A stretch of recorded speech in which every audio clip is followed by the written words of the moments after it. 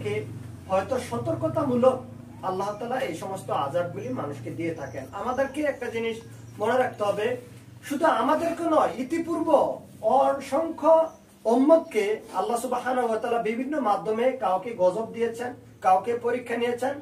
কার আল্লাহর পক্ষ থেকে যখন কোনো গজব আসবে, কোনো পরীক্ষা আসবে, সেটা হতে পারে আপনার জন্য রহমত, আবার হতে পারে সেটা আপনার জন্য গজব। এটার বিভিন্ন কারণ রয়েছে।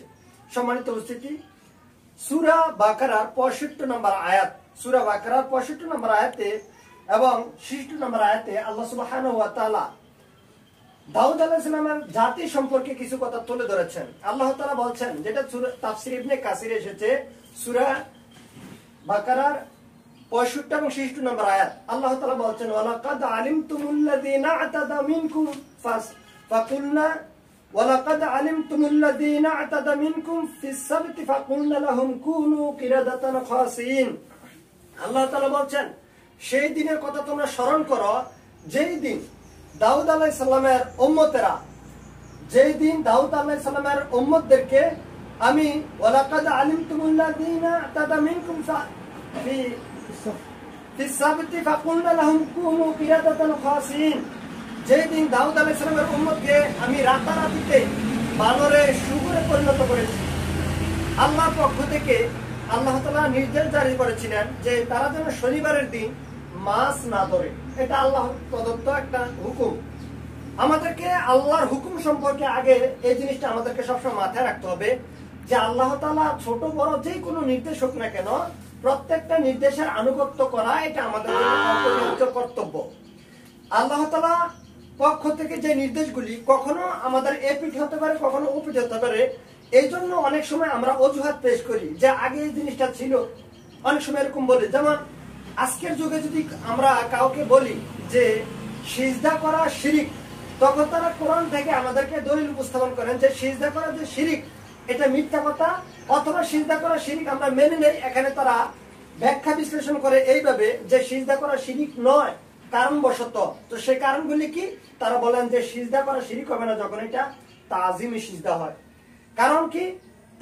তখন তারা আমাদের সামনে উপস্থাপন করে যে আল্লাহর পক্ষ থেকে নির্দেশ ছিল যে ফেরেশতা এবং ইবলিস সহ তারা যেন আদমকে সিজদা করে। এই যে সিজদাটা, ওখানে কি সুবহানা রাব্বিয়াল আলা, সুবহানা রাব্বিল আযীম, বা এই যে আমরা সূরা ফাতিহা পড়ি, কেরাত পাঠ করি, এগুলা কি ওই সময় ছিল না?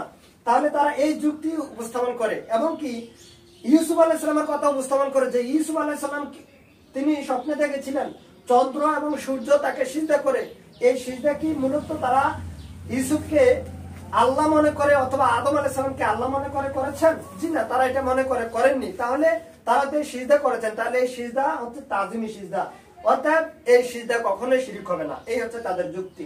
কিন্তু আমাদেরকে এই জিনিসটা সবসময় মাথায় রাখতে হবে যে আল্লাহর পক্ষ থেকে হালাল হারামের বিষয়গুলো হচ্ছে এরকম যে আল্লাহ তাআলা যখন যেটাকে আদেশ করেন সেটার আনুগত্য করতে হবে, এর বিপরীত করা যাবে না। এক সময় একটা জিনিস হালাল থাকতে পারে, আরেক সময় একটা জিনিস হারাম থাকতে পারে। এক সময় একটা জিনিসকে আল্লাহ তাআলা কুফরি বা শিরক হিসাবে সাব্যস্ত করেছেন, এই জিনিসটাই পরবর্তীতে এটাকে অবাধ্য হওয়া, এটাই আবার শিরক বা কুফরি হিসাবে সাব্যস্ত হতে পারে। আগের যুগে এই যে তাজিমি সিজদার যে রেওয়াজগুলি, এগুলি আপনি ধরে নিতে পারেন যেগুলো ছিল, কিন্তু মুহাম্মদ রাসূলুল্লাহ সাল্লাল্লাহু আলাইহি ওয়াসাল্লামের আসার পর এটা আবার রহিত হয়ে গিয়েছে। মানে আগের এই সুযোগটা এখন আর দেওয়া হয়নি। আগে যে সিজদা করতো, যেরকম আমরা জানি যে আগে কোনো এক সময় মদ পান করা যায় ছিল, কিন্তু রাসূলুল্লাহ সাল্লাল্লাহু আলাইহি ওয়াসাল্লামের মাধ্যমে সেই মদ পান করাটাকে হারাম করে দেওয়া হয়েছে, রহিত করে দেওয়া হয়েছে।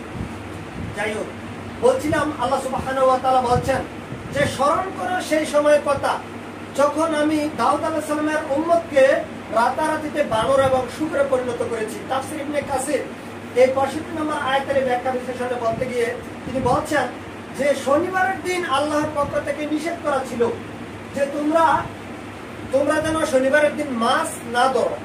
তো ওই সময় তাদের মধ্যে 3টা দলে বিভক্ত হয়েছে। প্রথম একটি দল তারা ওই শনিবারের দিনই মাছ ধরেছে।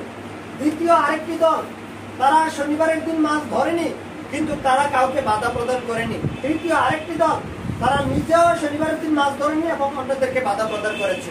এই 3টা দলে বিভক্ত হয়েছিল। আল্লাহ সুবহানাহু ওয়া তাআলা বলছেন এই 3 দলের মধ্যে আল্লাহ তাআলা 2টি দল যারা শনিবারের দিন মাছ ধরেছে অর্থাৎ আল্লাহর অবাধ্য হয়েছে এই শ্রেণীর লোক, এবং যারা শনিবারের দিন মাছ ধরেনি কিন্তু বাধা দেয়নি এই শ্রেণীর লোক, এই দুই শ্রেণীর লোককে আল্লাহ তাআলা রাতারাতিতে বানর এবং শুকরে পরিণত করেছেন। সেই কথাটাই আল্লাহ তাআলা সূরা বাকারার 65 এবং 66 নম্বর আয়াত তুলে ধরেছেন।